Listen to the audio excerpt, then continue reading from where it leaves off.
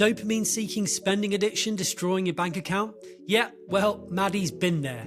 £45,000 in debt there, and now she helps neurodivergent entrepreneurs like you flip that ADHD trait into a money-making superpower. Maddy spent years self-medicating with alcohol and shopping before getting diagnosed with ADHD at 37 and autism at 40. Then everything clicked. You'll learn why memberships are passive income gold for ADHD brains, how to stop procrastin-faffing your way through life, and why showing your personality matters more than perfect posts.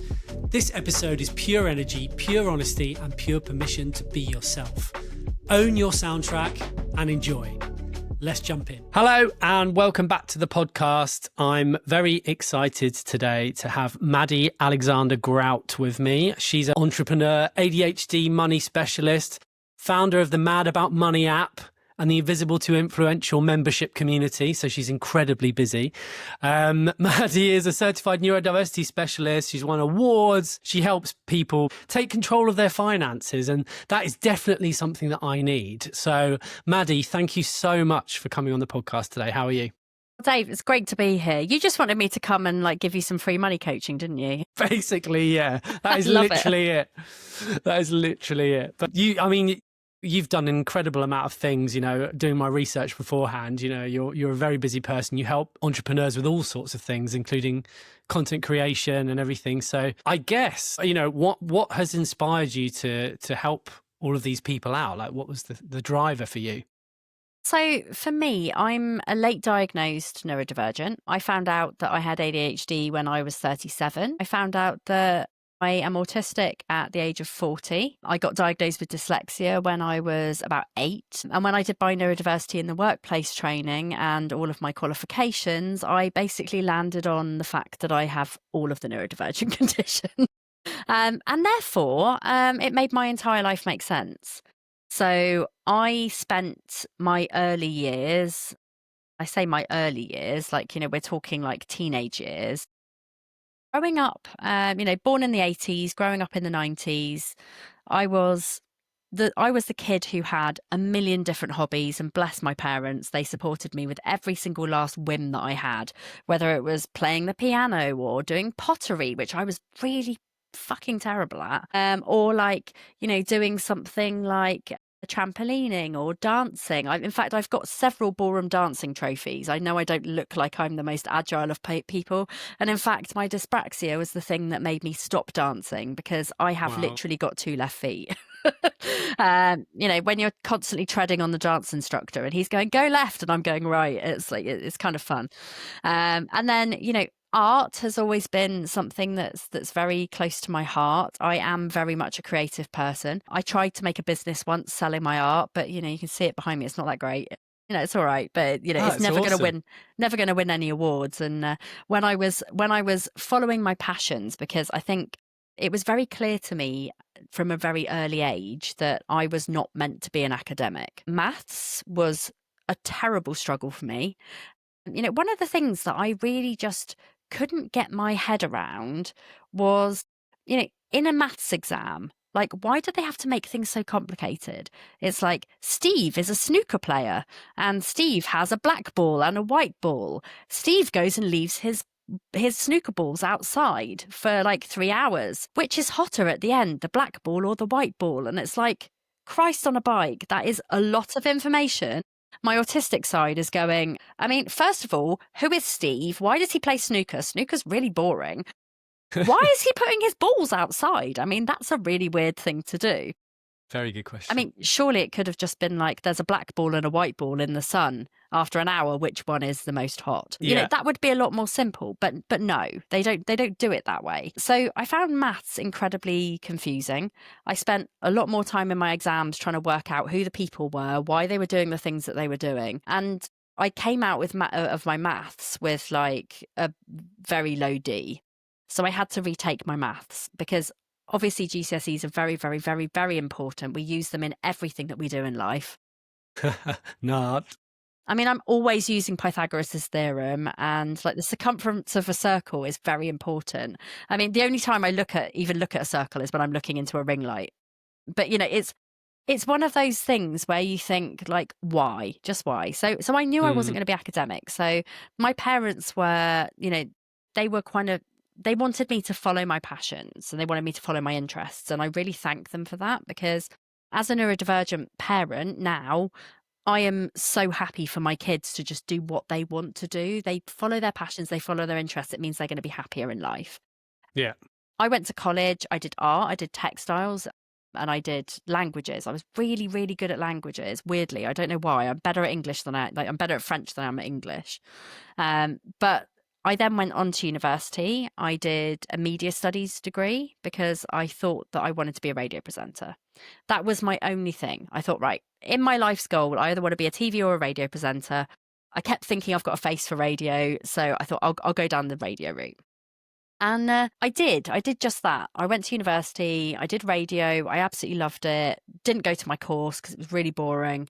I made the best friend that I could ever have met. She's still my best friend today, and she basically let me copy all of her work. So I passed the first year basically off the back of my friend Zoe. The second year, I just got really, really, really, really badly burned out. But during my time at university, I got myself into £45,000 worth of debt because of the fact that I was addicted to spending. Now, being addicted to spending is quite an ADHD thing, because spending gives us dopamine. Buying new things gives us dopamine. And what are we deficient in when we have ADHD? Dopamine. So, and also I also topped my dopamine up by drinking a hell of a lot of alcohol. Yeah. Which made my early years incredibly fruitful, which is great because, I've just written a book about it. And it's a really, I think it would just be like a really boring book if it was just, oh, Maddy had loads of debt. She paid it off.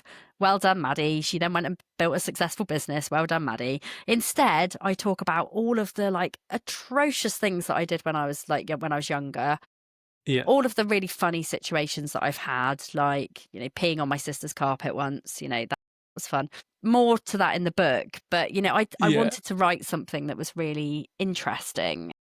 Yeah. So creativity has played a really big part in my ADHD. I have always been somebody who is creative. Now I think my creativity comes out in a slightly different way. But to answer your original question, because I did go off on a tangent there, and I know we said that I love tangents. We're all about tangents here. The main reason for my existence is when I got diagnosed with ADHD, it made my life make sense.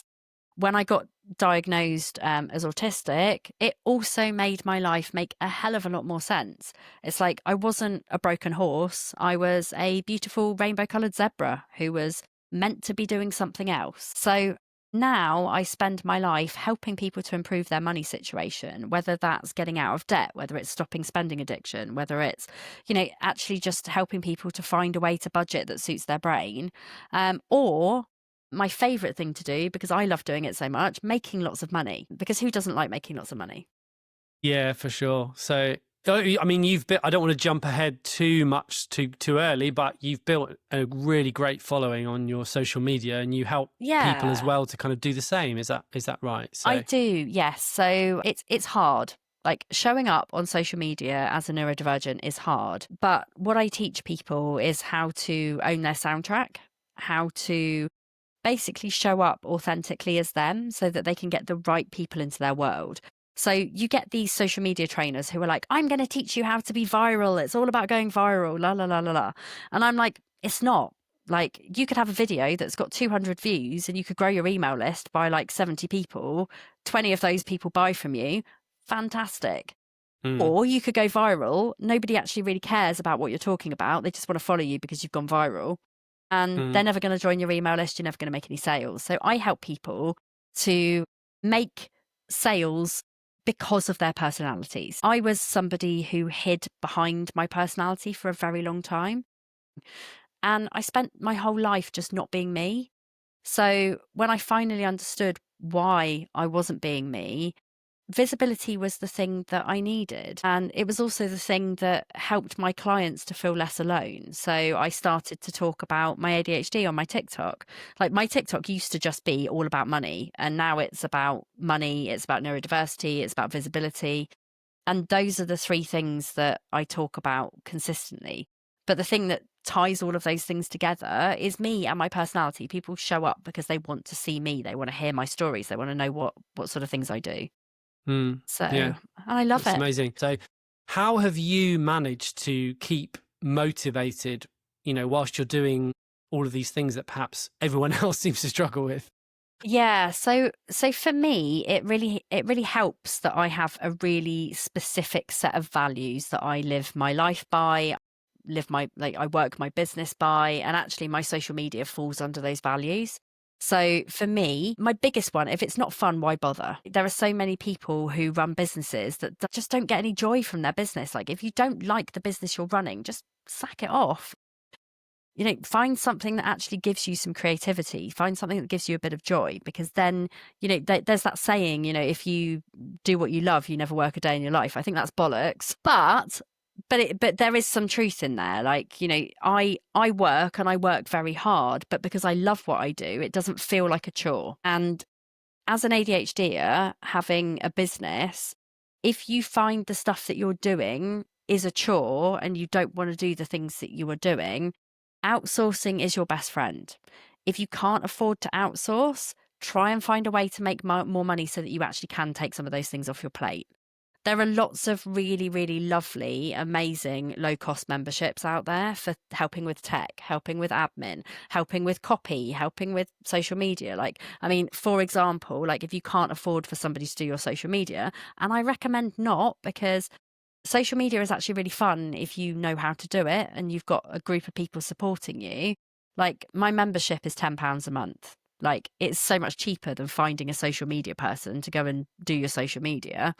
And you also get the accountability. You get me kicking you up the bum every day, telling you to go and do videos, but also giving you ideas, helping you with your creativity and helping you to find the right people for your business. And that's the thing that helps me to get out of bed every day. Helping with my money, it was basically about gamification. So it was about finding ways that I could make all the boring stuff seem fun again. So charity shop shopping, discount shopping, having a budget that's flexible, things like self-care in my budget. So I like getting my eyelashes done. I am a massive lover of live music. I go and watch probably 2 bands a month because that's my joy. I could never find my place because, hey, as a neurodivergent, I never got the support in the office that I needed. So self-employment was the way that I decided to go. So money, neurodiversity, and visibility. If you haven't got those 3 things under control, you can't run a business. It's actually really quite difficult to run a business. Understanding your brain, understanding your finances, and understanding your business and your strategy, those are the things that help you to have a better life. Okay, quick pause, and I mean quick, because I know your ADHD brain is already wondering what's for dinner. If you're vibing with this conversation, imagine having a whole community of creatives who also actually get it. People who understand why you have 47 browser tabs open, why you started 3 businesses last month, and why just make a list is the worst advice ever. That's exactly what I'm trying to build at the ADHD Creative Club. Head to the ADHDcreative.club right now, yes, right now before you forget, and sign up for tips, tricks, and real talk on surviving as a neurodivergent creative entrepreneur. The ADHDcreative.club. I'll put the link in the show notes because, let's be honest, you're not writing that down. So, all right, back to the conversation. What are the most common mistakes that people come to you or problems that they have? I think with ADHD is they're often stuck in task paralysis because they don't know what to do next, or they've got so many ideas and they're like bubbling ideas factories and they need someone to just bring them back in a little bit. Yeah. And work out which one of those ideas is the best route for them to take. That's a big thing. Money blocks, again, money blocks are so common with business owners. One of the best things that you can do is have a look at your money story and your money history and think about the things that have shown up for you as a child, as a teenager. Are there any events where money has played a part? So for me, as I was, when I was growing up, my grandparents were pretty well off, but they didn't give us handouts. We might get a tenner at Christmas, we might, or whatever.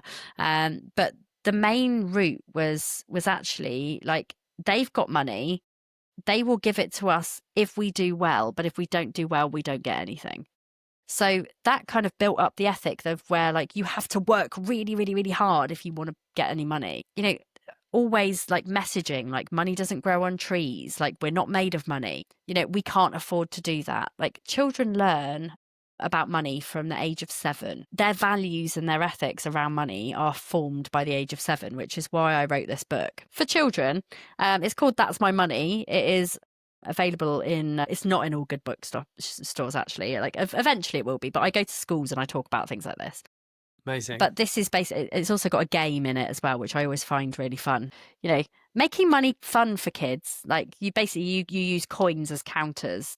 It like saves us some money on getting things printed and made. So any old excuse. But it's really important, like if you've got children, to be talking to them about money, setting them up, because people have these preconceived ideas about money and they form all of our habits and our relationships with money as we go into adulthood.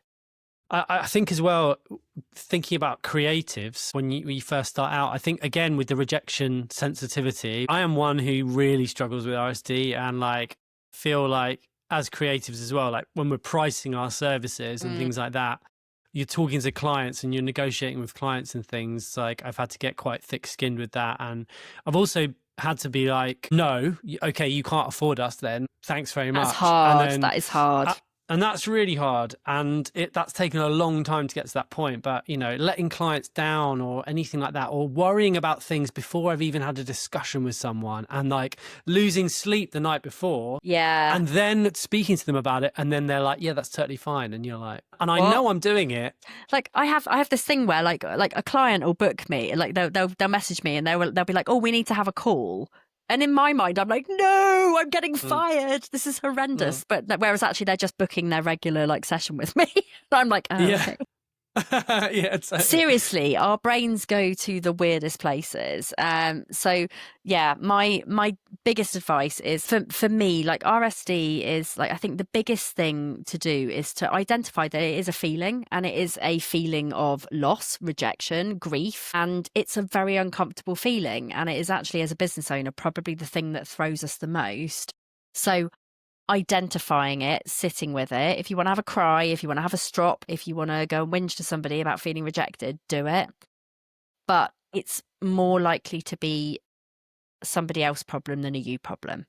And you know, it's one of the things that I talk about in my community a lot is RSD. And again, like, one thing I've learned from making content for other people, and also kind of starting to do my own, is like when you're making content online and people overthink it, and the RSD there is like, I'm really worried that what people are going to think of me. But actually, no one really cares about you as much as you do. And they'll especially with content, you show up, they decide whether you're going to give them any value, and then they move on. And then, you know, unless you're doing something absolutely ridiculous, it's like they're not going to remember you. No, you know? exactly. Well, hopefully they will. Well, yeah. I mean, it's about showing why you're different to other people. Yeah. And I think some of my traits, like my swearing and my obsession with cassette tapes and my crazy hair and like all sorts of things, there are things that I say and do that people remember and they think, oh, that's the procrastin-faffer, because like procrastin-faffing is also a word that I use a lot. But it's about kind of differentiating yourself. And I think a lot of people struggle with showing up online because they think, first of all, oh, well, I haven't got an audience. Who's going to listen to me? Well, nobody, if you have that attitude, because you're never going to grow an audience if you think you can't grow an audience. You know, whether you think you can or you can't, you will. And it's also the fact that if you're not confident at showing up, because not everybody is an outgoing. I'm an introverted extrovert. Extroverted introvert, hang on, where are we? Whichever way, I'm a bit of both. So in public, in situations, I'm like, I don't want to talk to anybody. Like my autistic side comes out really strong, and I really get scared of people. Online, I'm like, hey, woo, welcome to the party. And then like I'm in person and people are like, is that really Maddy? Because she's really shy. Yeah. But it's because mainly I can't remember anyone's names. But it is the thing where, like, if you don't start showing up, you're never going to get visible. If you're scared of showing up and your confidence is low, the only way that you're going to get more confidence is by actually showing up. And yes, that sounds scary, but if you're starting a brand new platform like TikTok or LinkedIn or Instagram, your first post with the best will in the world, nobody's going to see it, nobody's going to care. This is why, so if you're just trying to go out there with your business and you're trying to go like, hey, here's my product, here's my service, buy it, buy it, buy it. No one's going to buy it because they don't care. When people start caring is when you start to be vulnerable, you start to tell your story, you start to put your quirks and your personality across. That's when people start to buy a product or service because they get that know, like, and trust. Online as well, I think as people who consume social media, this modern world, I think we're so used to it being sold to every 2 seconds that we're desperate to find people who are like us, or they've gone through struggles and they're just telling the truth, and that's the people we can trust. I think it's getting more and more like that. I think so. Which I think, everyone just needs to be their authentic selves and just try and push through that RSD. I think so. We're coming to the end now. Obviously, I could chat to you all day. I'd love to do, a 5-hour podcast, but let's do it. I'm always up for a podcast marathon. But like in terms of, so you talked about gamifying, tasks or finances or things like that. Are there any kind of quick wins that you'd be okay sharing? Obviously, people should go to you. They should speak to you. They should buy your services. They should join your community. Absolutely. I do give a lot of stuff away for free anyway, because I'm just a nice person. And also, like, I get told off by my coach all the time. He's like, stop giving away free things. And I'm like, but I don't mind. It's like, it's fine. Absolutely. So yeah, I do give a lot of value in my free places. So tips wise, I mean, I think if you are a neurodivergent entrepreneur, you are a creative. Especially if you're a neurodivergent creative who's not making much money, think of ways to add in passive income. Create a membership, create a course, create something that you can sell that's evergreen, create something online. If you like, one of the best things that I did for me was to create myself a membership. So my membership, just without even really doing anything apart from showing up a couple of times a day, my membership makes me about $3,500 a month recurring revenue. And recurring revenue in a business is something that really helps it to grow and scale. So memberships are my favorite thing. I love memberships because for me it's all about community growth, and it's about bringing together a set of people who have the same ethics, the same values, the same morals, who like the same thing, and just delivering them a service which actually works. So if you're a creative, find a way to start a membership around the thing that you do. You're always going to have a ceiling when it comes to products. It's harder when you don't have something that, if you've got something that's a physical, tangible thing, like I'm going to sell you this perfume bottle. Start a membership for people who love perfumes and like bring out a different scent every month. Treat people, send them a subscription box, send them something like that's tailored around perfume. For you could have a low-cost membership, because not everybody's going to be able to afford to hire you for an event or a video thing or whatever. Have like a membership where you teach people how to do their own video stuff. Have something that's small amount for a recurring amount every month, where you've got people who are paying, and then it's a really good lead magnet because people see you and they're like, oh, this person talks really, they know about their thing. This is great. And then they see you, and then they're like, "Oh, okay. Well, I'll buy a 1-to-1, or I'll buy a block of podcast recordings, or whatever, or they'll hire you to come and film their event, or do, there's cool things. You could go into my community. You could give people tips on, how to film in the right angles or whatever. But utilize other people as well, or borrow people's audiences. It's a really good way to grow. Yeah, that's amazing. Amazing advice. I think, again, like the way that I was watching, do you ever watch the Colin Samir podcast? They've got an amazing podcast. No, they talk about lots of one that I've heard of. Stuff. It's a huge one in America. But okay. They interviewed I can't remember the guy's name, classic, where basically... Cool story, Dave. Cool story, bro. But he was just talking about the death of the follower, basically. And so, the way that algorithms work now on social media, I think instead of your followers seeing your content, which doesn't always happen, you're getting pushed out to new audiences. You're getting pushed. And so actually joining a community of people where you're in that person's community, as a business owner, you have control of that. you can speak to those people and you know they're going to hear you because they're in your community. Exactly. I think that's a great idea. And again, little plug, the ADHD Creative Club. Please join the wait list because that's coming soon. Tell me about that, Dave. Hang on, whose podcast? No, so basically I'm joking. I'm hoping to launch something where basically all ADHD creatives can kind of come together. We can talk about how we can thrive in our business. You know, one of the reasons I want to start this podcast is to kind of learn from all of the different types of people. Everyone's got an amazing story to tell. Love it. We can share, you know, skills. We can do skill swaps, much like you were talking about. But also, you know, I've learned a lot over my, 11, 12 years of running a video agency. And I was also a musician touring the world for years. So there's lots of stuff I've learned in that period that hopefully I can impart on people as much as love it. Speak to amazing people like yourself. What kind of music? I was in. It was a real mixture. I was in a pop band called Rooster, who was like that was like a kind of pop rock band. And weirdly, actually, my story, which I haven't really told properly on this yet, but I realised how it kind of really fitted my ADHD, that whole scenario, because everything was done for us, and we were just.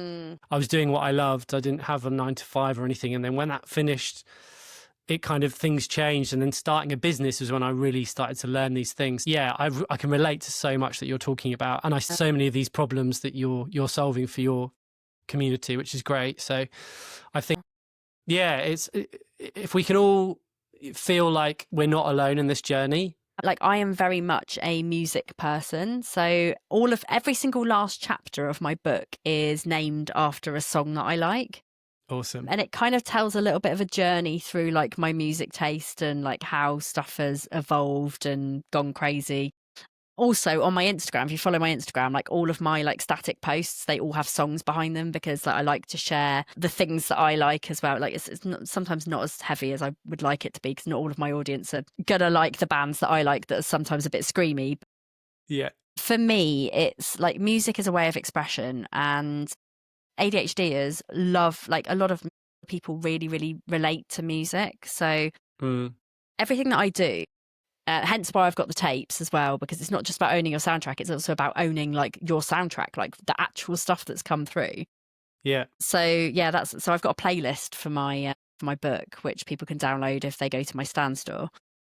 But the book is out now. That's amazing. So my book is available to purchase now at all good bookstores. I never thought I'd be able to say that as a dyslexic ADHDer who like really had no intention of ever writing a book ever, but I got coerced. Yeah, that sounds great. What's the book called? It's called Mad About Money. Not just about money. It is about managing life with neurodivergent conditions. And there is a strong theme of money in there, like how to sort your situation out, how to manage and grow and, actually start a business. But there's also loads about like relationships and friendships and neurodivergent conditions and how to spot them and how to it's a big mishmash. Awesome. Thank you so much. And where can people find you if they're kind of looking to, catch up on what you're up to or join your community? Yeah. So I have everything that I do is in Stan Store. Stan Store is like one of the best ways for people to buy digital products, like memberships, all those kinds of things. So like I have a Stan Store, which is in all of my social media accounts. Instagram, I am Maddy Talks Money. I'm Mad About Money Official on TikTok, Maddy Alexander-Grout on Facebook and LinkedIn.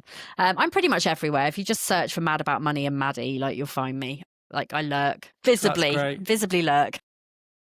Is there one thing that you can perhaps leave our audience with, something for them to think about? My biggest tip is wherever you are in life, own your soundtrack. If you need to pause, if you need to rewind, if you need to fast forward, just like a cassette tape, you can do that. Your story is changeable, and the only person that has the power to change anything in your story is you. So own your soundtrack. I love that analogy. It's so brilliant. So Maddy, thank you very much for today. Everyone, go out and buy the book, go and join the community, go and learn from all the amazing content that you make online. I think it's an incredible thing that you're doing. And thank you for having me. Thanks for your time, and hopefully speak to you again soon. Yes. Okay, thanks so much for hanging out today. Look, if you related to any of this, the struggles, the wins, the holy cow, that's me moments, you need to be part of the ADHD Creative Club. This isn't just a podcast, it's a movement of neurodivergent creatives who are figuring this stuff out together. Head to theadhdcreative.club and sign up for tips, strategies, and real talk on surviving and thriving as a creative entrepreneur with ADHD. I'm Dave Neal, and remember, every single person you heard on this podcast felt exactly the same as you at some point. Lost, overwhelmed, wondering if they could make it work, and now look at them. Now it's your turn. See you in the next episode. Cheers.